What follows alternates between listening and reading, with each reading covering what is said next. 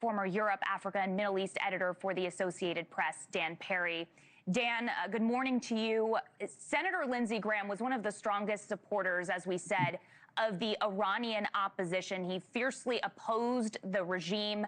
How did his views really shape Washington's approach to Tehran over the years? Oh, it's clear that Lindsey Graham was a classic Republican believer in America's role in the world, a robust role, and unafraid to deploy American power in defending the global world order that America established after World War II, and that has created a lot of prosperity around the world, including in the United States. Graham believed in all that. That clearly is at odds with the animating principles of the MAGA movement and of Trump himself, which is why Graham tweeted in 2016 that if we nominate Trump, we'll be destroyed and we'll deserve it.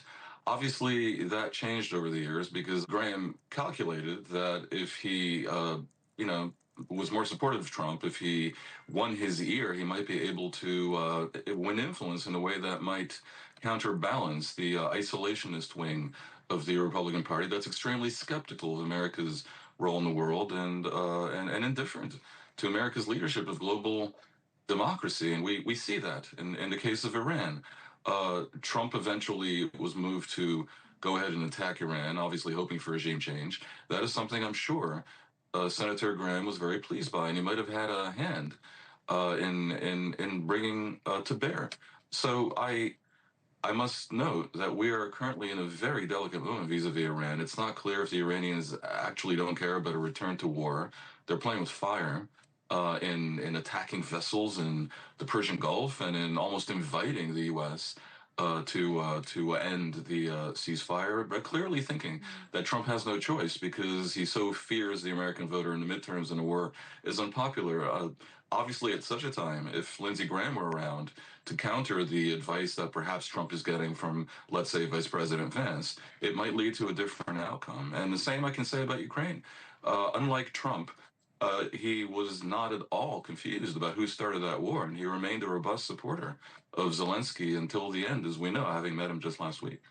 Right. What kind of a loss is this, even for President Trump? We know that he would regularly receive advice from Lindsey Graham. They were good friends. They would play golf together, and Graham would advise him a lot when it comes to foreign policy. What does it mean to lose a voice like his? Yeah, I think it means that what a lot of people fear, that Trump will now be more likely to be drawn towards the isolationist wing of the Republican Party, towards the classic MAGA movement, and the last significant voice that might influence him the other way, I suppose, is Secretary of State Marco Rubio, who, again, is not a classic MAGA and almost surely is not confused about what's going on in Ukraine, and also is not confused between Israel and Hamas, knowing which one of the two is a terrorist outfit that's dedicated to war. It's obviously a loss for the American people, for South Carolina, but also for any American, and indeed any person in the world who watched with sorrow and concern as the Americans began to drift, especially during Trump's second term, in a direction that abdicates our role in the world. Lindsey Graham was a strong supporter of NATO. Obviously, that doesn't so much apply to the president.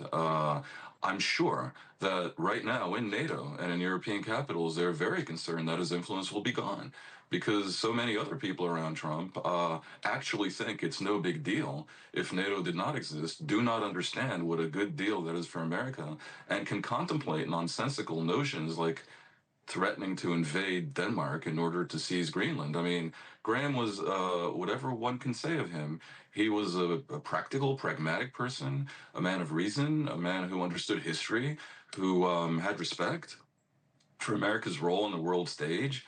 And a lot of people, because of that, will be sorry to see him gone, and that includes me, even though in his pivot away from a Trump hater to a Trump enabler, he said some things that looked obsequious and maybe brought on some mockery, but in exchange, I do believe he did win a significant degree of influence that was helpful to America's interests around the world.